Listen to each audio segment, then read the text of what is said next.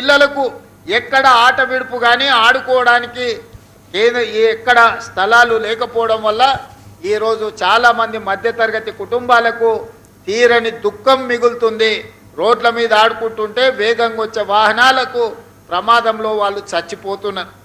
ఇవాళ పిల్లల మరణాన్ని, ఆ తల్లిదండ్రుల దుఃఖాన్ని ఈరోజు నిలువరించాలంటే ఇలాంటి చెరువులను అభివృద్ధి చేసుకోవాలి. చెరువుల ఒడ్డున ఆట స్థలాలను మనము పునరుద్ధరించుకోవాలి. ఇంతకుముందే ఇక్కడ ఇంకా షటిల్ కోర్టు కానీ ఇతర విషయాలను మంజూరు చేయాలని అడుగుతున్నారని కమిషనర్ రంగనాథ్ గారు చెప్పిండ్రు. తప్పకుండా దీనికి సంబంధించి నిధులు ఏం కావాలనో మున్సిపల్ కమిషనర్ గారికి సూచన చేస్తున్నా. ఒక్కసారి మొత్తం అంచనా వేసి స్థానికులతో మాట్లాడి మనం చేయగలిగిన పనులు స్థలం ఉంటే తక్షణమే కొత్త మున్సిపల్ కమిషనర్ గారికి నేను ఆదేశాలు ఇస్తున్నా. వాళ్ళకి ఏమేం కావాలనో నిధులను మంజూరు చేద్దాం.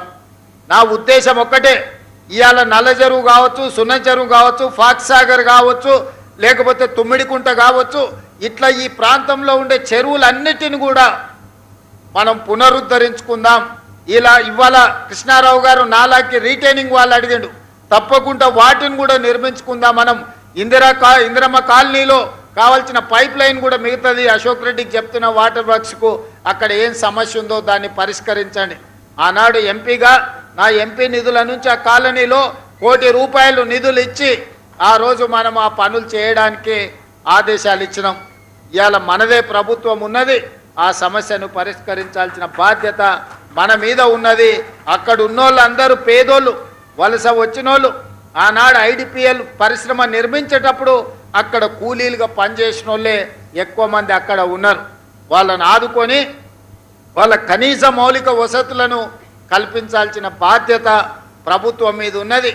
ఆనాడు మేము మాట ఇచ్చినాం, ఈనాడు వాటిని పూర్తి చేయాల్సిందిగా నేను అధికారులకు ఆదేశాలు ఇస్తున్నా. మిత్రులారా, ఇవాళ మనం ఈ నగరాన్ని ఒక మంచి నగరంగా మార్చుకుందాం. ఇవాళ మీరు అందరు చూస్తున్నారు, ఢిల్లీలో కాలుష్యంతో ఇవాళ ఢిల్లీలో నివసించలేని పరిస్థితులు వచ్చినాయి. పాఠశాలలు సెలవులు ఇస్తున్నారు, ప్రభుత్వ ఆఫీసులు సెలవులు ఇస్తున్నారు. ఇవాళ పార్లమెంటు కూడా సెలవులు ఇచ్చే పరిస్థితి ఢిల్లీలో వచ్చింది. ఎందుకంటే ఢిల్లీలో వెదజల్లుతున్న కాలుష్యాన్ని ముందు చూపుతోనే ఆనాటి ప్రభుత్వాలు నియంత్రించకపోవడం వల్ల ఇవాళ ఢిల్లీ రాజకీయ రాజధాని, ప్రధానమంత్రి నుంచి రాష్ట్రపతి వరకు, సుప్రీంకోర్టు నుంచి వివిధ న్యాయస్థానాలు, కేంద్ర ఎన్నికల సంఘం వరకు ఢిల్లీలోనే ఉంటాయి. కానీ అక్కడున్న కాలుష్యాన్ని నియంత్రించలేకపోయినారు. ఆ నగరాన్ని బాగుపరచడానికి ఇవాళ వాళ్లకు అవకాశం లేకుండా పోయింది. అదేవిధంగా ముంబైలో ఒక్క వాన వచ్చిందనంటే ముంబైలో ఇంట్లల్లో నుంచి బయటకు వెళ్ళలేని పరిస్థితి. ఇవాళ బెంగళూరులో మనం ఎయిర్పోర్ట్కి పోవాలని ఇంట్లో నుంచి బయలుదేరితే ఎన్ని గంటలకు చేరుకుంటామో కూడా తెలియలేని పరిస్థితి. చెన్నైలో కూడా వాన వస్తే అపార్ట్మెంట్లకే నీళ్ళు వస్తున్నాయి, ఇళ్లకు కాదు. ఇవాళ పెద్ద నగరాలన్నీ కూడా ఏదో ఒక సమస్యతో బాధపడుతున్నాయి, ఏదో ఒక ఆక్రమణతోని ఈరోజు ఆ నగరాల యొక్క ప్రతిష్ట దెబ్బతింటున్నది. ఒక్క మన నగరమే అత్యంత సురక్షితమైన నగరం. మరి ఈ నగరంలో ఆక్రమణలు కానీ, కాలుష్యాన్ని కానీ, మూసీ నది పునరుద్ధరణ కానీ మనం చేసుకోవాల్సిన అవసరం ఉన్నది. ఇవాళ మూసీ నదిని పునరుద్ధరించుకోకపోతే భవిష్యత్ తరాలు మనల్ని మన్నించవు. ఇవాళ అహ్మదాబాదులో సబర్మతి రివర్ ఫ్రంట్ కట్టుకున్నారు, ఢిల్లీలో యమునా నది రివర్ ఫ్రంట్ కట్టుకుంటున్నారు, ఉత్తరప్రదేశ్లో గంగా నది రివర్ ఫ్రంట్ కట్టుకున్నారు. వాళ్ళందరూ వాళ్ళ రాష్ట్రాలు అభివృద్ధి చేసుకొని దేశంలోనే గొప్ప రివర్ ఫ్రంట్ ఎకానమీని చేసినామంటారు. మరి మనం ఎందుకు మూసీ నది రివర్ ఫ్రంట్ కట్టుకోకూడదు? మూసీ రివర్ ఫ్రంట్ చేసేటప్పుడు పేదవాళ్ళకి ఎవరికైనా ఇబ్బంది వస్తే తప్పకుండా వాళ్ళకు న్యాయం చేద్దాం, వాళ్ళకి నష్టపరిహారం ఇద్దాం. వాళ్ళ ఒకవేళ ఇల్లు కోల్పోతే నివసించడానికి అవసరమైన ఇళ్ళ కోసం ఏం చేయాలనో మనం ఆలోచన చేద్దాం తప్ప మూసీ నది ప్రక్షాళన చేయొద్దని ఎవరన్నా అంటే అది నగరానికి మనం చేస్తున్న అన్యాయంగా మారుతుంది. అందుకే మిత్రులారా, ఇవాళ నా సూచన ఒక్కటే, ఈ వేదిక మీద నుంచి ఈ మహానగరంలో core urban reason outer ring road లోపల ఈరోజు 3 కమిషనరేట్లు వచ్చినాయి. హైదరాబాద్ కమిషనరేట్, సైబరాబాద్ కమిషనరేట్, మల్కాజ్గిరి కమిషనరేట్లు వచ్చినాయి. 1,34,00,000 జనాభా ఉన్నది.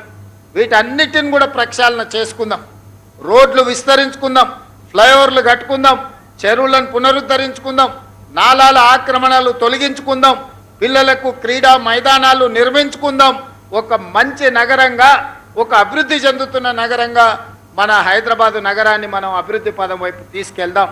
ఎందుకంటే 5 ఏళ్ళు మల్కాజ్గిరి పార్లమెంట్ సభ్యుడిగా అన్ని కాలనీలు, అన్ని బస్తీలు తిరిగిన, ఇక్కడున్న కార్పొరేట్ కౌన్సిలర్ స్థాయి నాయకులతో కూడా నాకు వ్యక్తిగతంగా పరిచయాలు ఉన్నాయి.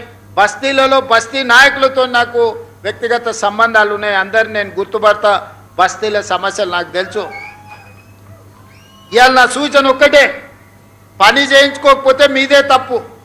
పని చేయడానికి నేను సిద్ధంగా ఉన్నా, నిధులు విడుదల చేయడానికి నేను సిద్ధంగా ఉన్నా. మీకు మంచిగా యాక్టివ్గా పనిచేసే కమిషనర్లను మీకు ఇచ్చిన, మీ సమస్యల్ని వినే అధికారులను మీ దగ్గరికి పంపించిన, జోనల్ కమిషనర్లు కానీ, మున్సిపల్ కమిషనర్ కానీ, పోలీస్ కమిషనర్ను కానీ, డీసీపీలను కానీ ప్రజలతో కలిసిపోయి ప్రజల సమస్యల్ని విని ఈ ప్రాంతాన్ని అభివృద్ధి పదం వైపు నడిపించే మంచి అధికారులను మీకు ఇచ్చిన.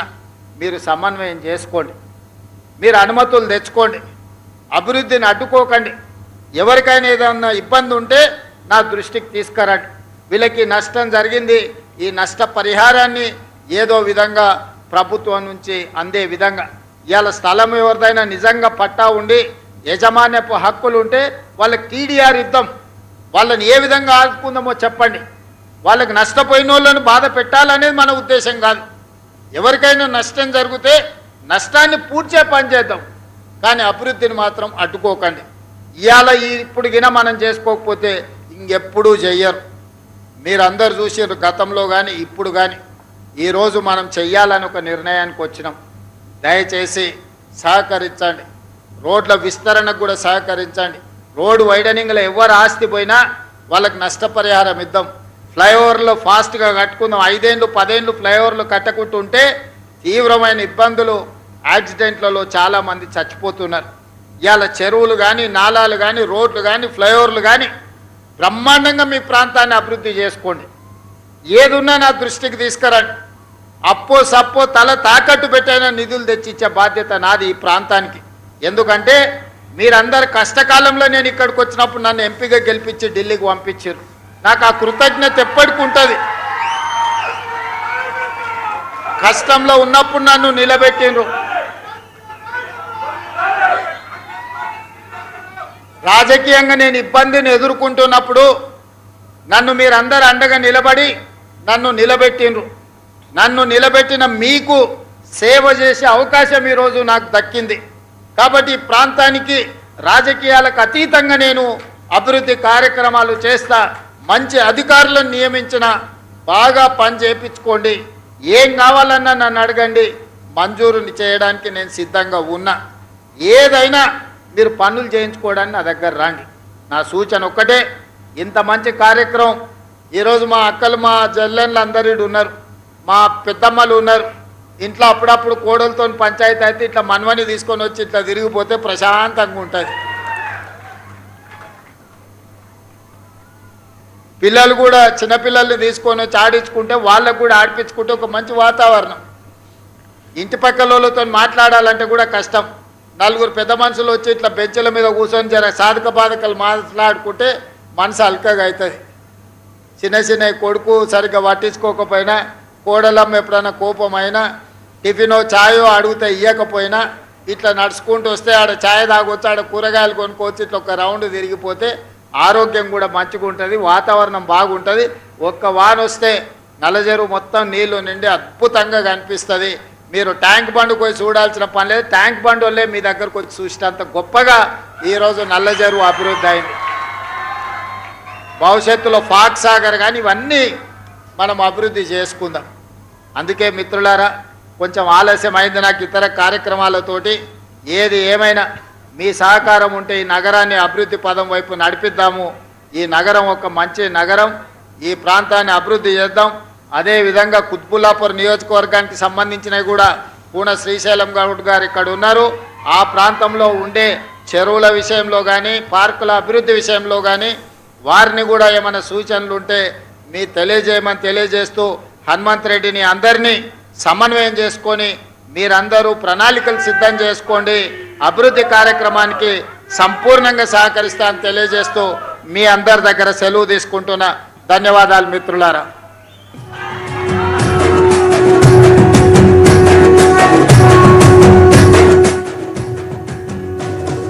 మూడు రంగుల జెండా పట్టి సింగం